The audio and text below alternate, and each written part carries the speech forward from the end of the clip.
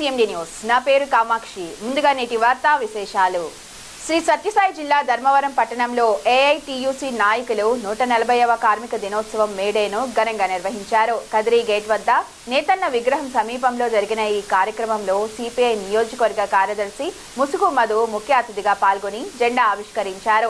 May Day ప్రాముఖ్యతను వివరించిన ఆయన 1886లో చికాగోలో కార్మికుల పోరాటాలను స్మరించుకుంటూ ఈ రోజు జరుపుకుంటున్నామని తెలిపారు.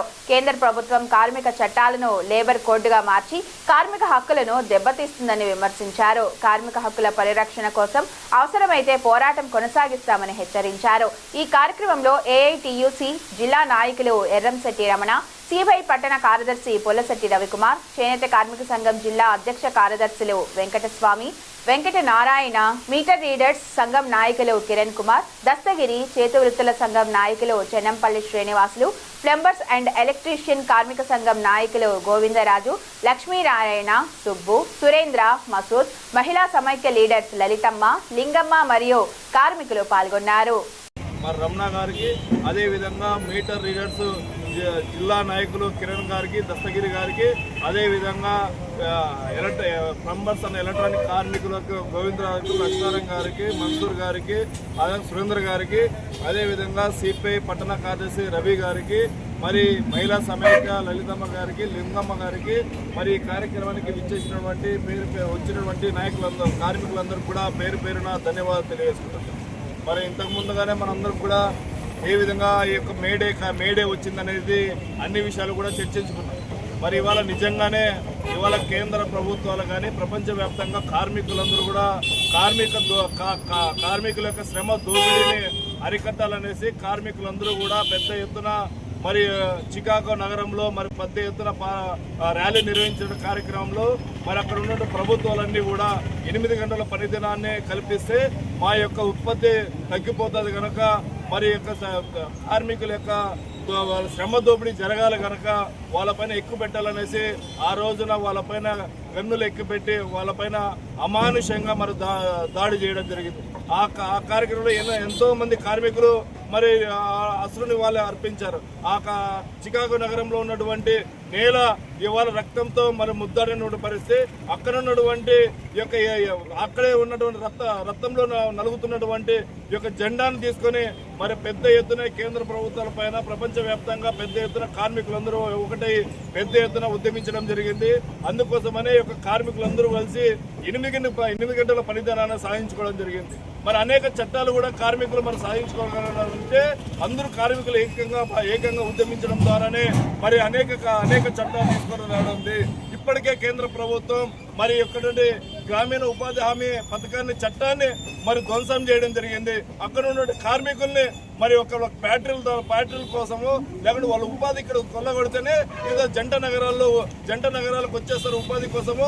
మేమందరం కూడా వాళ్ళ కార్మికులందరూ శ్రమ దోపిడీ చేసుకోవాలనే దురుద్దేశంతోనే ఇవాళ గ్రామీణ ఉపాధి హామీ చట్టాన్ని కూడా రద్దు చేయడం జరిగింది. అందుకనే భారత కమ్యూనిస్ట్ పార్టీ CPIగా AITUCగా వ్యవసాయ కార్మిక సంఘంగా పెద్ద ఎత్తున ఉద్యమించడం జరుగుతుంది.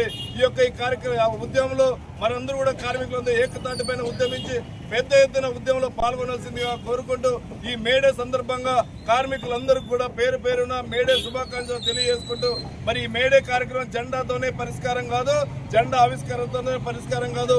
అనేక చట్టాలు ఇవాళ కేంద్ర ప్రభుత్వం, రాష్ట్ర ప్రభుత్వం చట్టాలన్నీ తీసుకొని వచ్చేసి చట్టాలన్నీ నిర్వీర్యం చేసేసి పథకాలు తీసుకొని వచ్చి ఏ ప్రభుత్వం వస్తే ఆ ప్రభుత్వాన్ని చట్టాలు పథకాలు నిర్వీర్యం చేసే పద్ధతిలో ఇవాళ కేంద్ర రాష్ట్ర ప్రభుత్వాలు అవలంబిస్తున్నాయి. ఇప్పటికే చేనేత కార్మిక సంఘం చేనేత కార్మికులకి 24,000 రూపాయలు ప్రతి ఏడాది కల్పిస్తున్నటువంటి రాష్ట్ర ప్రభుత్వం ఈ 2 సంవత్సరాల పాటు ఏమాత్రం కూడా కార్మికులకి 24,000 రూపాయలు అందించబోవడం ఇవాళ రాష్ట్ర ప్రభుత్వం ఈ కార్మికుల పైన నిర్లక్ష్యంగా అవలంబిస్తుంది.